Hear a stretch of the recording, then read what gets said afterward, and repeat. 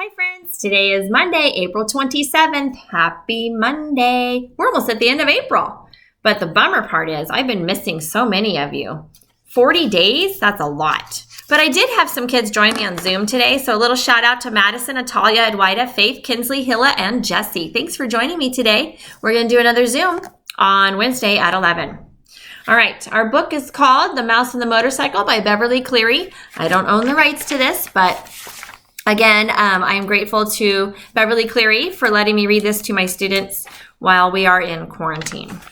And we are on chapter 3, and on chapter 2 on Friday, Ralph had ridden the motorcycle off of the little table next to the phone, and he went down, down, down, and landed with a thunk in a metal wastebasket. And here he is. Chapter 3, Trapped. Even though Ralph woke up feeling sick and dizzy, his first thought was of the motorcycle. He hoped it was not broken.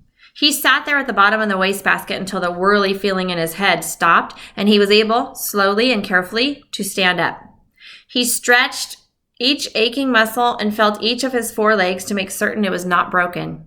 When Ralph was sure that he was battered but intact, he examined the motorcycle. He set it upright and he rolled it backward and forward to make sure the wheels still worked. One handlebar was bent, and some of the paint was chipped off the rear fender, but everything else seemed all right. Ralph hoped so, but there was no way he could find out until he figured out how to start that engine. Now he was too achy. He ached too much even to try. Wearily, Ralph dragged himself over to the wall of his metal prison and sat down beside the apple core to rest his aching body. He leaned back against the side of the wastepaper basket, closed his eyes, and he thought about Uncle Victor. Poor, nearsighted Uncle Victor. He, too, had landed in a metal wastebasket, jumping there quite by mistake. Unable to climb the sides, he had been trapped until the maid came and emptied him out with the trash. No one knew for sure what had happened to Uncle Victor, but it was known that trash in the hotel was emptied into an incinerator, which is like a big fire. They burn up the trash. Ralph felt sad and remorseful thinking about his Uncle Victor getting dumped out with the trash. His mother had been right after all. Oh, his poor mother, gathering crumbs for his little brothers and sisters while he, selfish mouse that he was, sat trapped in a metal prison from which the only escape was to be thrown away like an old gum wrapper. And this is his imagination. This is not what's really happening, but this is what he's picturing will happen to him. Ralph thought sadly of his comfortable home in the mouse hole. It was a good home, untidy but comfortable. The children who stayed in room 215 usually left a good supply of crumbs behind, and there was always water from the shirts hung to drip dry beside the wash basin. It should have been enough. He should have been content to stay home without venturing out into the world looking for speed and excitement. It's kind of what we're doing right now during our quarantine, Staying home, not going out for adventure. Outside in the hall, Ralph heard footsteps and Matt, the bellboy, saying, "These new people in 215 and 216, somehow they got the idea there are mice in the hotel. I just opened the window and told them the management wouldn't stand for it." Ralph heard a delighted laugh from the second floor maid, a college girl who was working for the summer season. "Mice are adorable, but just the same, I hope I never find any in my rooms. I'm afraid of them."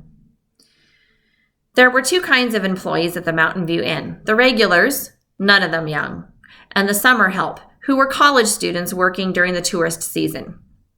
"Well, if you don't like mice, you better stay away from the knothole under the window in room 215, said Matt. The sound of voices so close made Ralph more eager than ever to escape. "No!" he shouted, his little voice echoing in the metal chamber. "I won't have it! I'm too young to be dumped out with the trash!" In spite of his aches, he jumped to his feet, ran across the metal wastebasket floor, and leaped against the wall, only to fall back in a sorry heap. He rose, backed off, and tried again. Boosh! And there he was on the floor of the wastebasket a second time. It was useless, utterly useless. He did not have the strength to tip over the wastebasket. Ralph was not a mouse to give up easily. He considered his problem a moment before he rolled the motorcycle over to the wall of the wastebasket. Then he seized the apple core by the stem and he dragged it over to the motorcycle. By putting his shoulder under the stem end, he managed to raise the core until it was standing up on its blossom end. But When he put his front paws around it and tried to lift it up, he couldn't. The core was too heavy to lift up onto the seat of the motorcycle. Ralph was disappointed, but when he stopped to think it over, he saw that even if he could manage to get the apple core on top of the motorcycle, he still would not be high enough to allow him to go up and over the side of the wastebasket. Bruised and defeated, Ralph dropped the core and decided he might as well be thrown out with the trash on a full stomach as an empty one. He took a bite of apple and he felt a little better. It was the best food he had eaten for several days, juicy and full of flavor, and much better than the damp cracker crumbs the last guests had left behind. He took several more bites and he settled down to a hearty meal, saving the seeds for dessert. 2 ant scouts appeared on the rim of the wastebasket.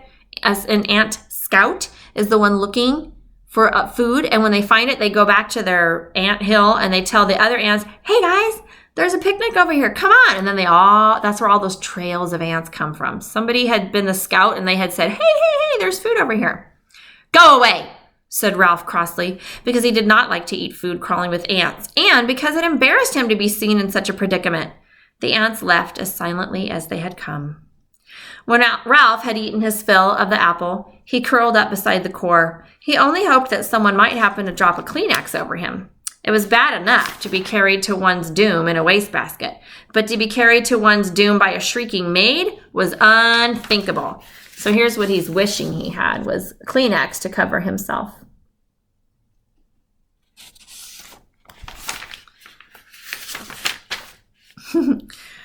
There was one tiny ray of hope. If someone did happen to drop a Kleenex over him, he just might have a chance to jump and run when the maid tipped the basket up to empty it into the incinerator. And here's what he's picturing is the shrieking maid screaming if she sees a mouse. The thought that the boy was sure to miss his motorcycle and start looking for it kept Ralph tossing and turning behind the apple core until, stuffed and exhausted, he finally fell asleep.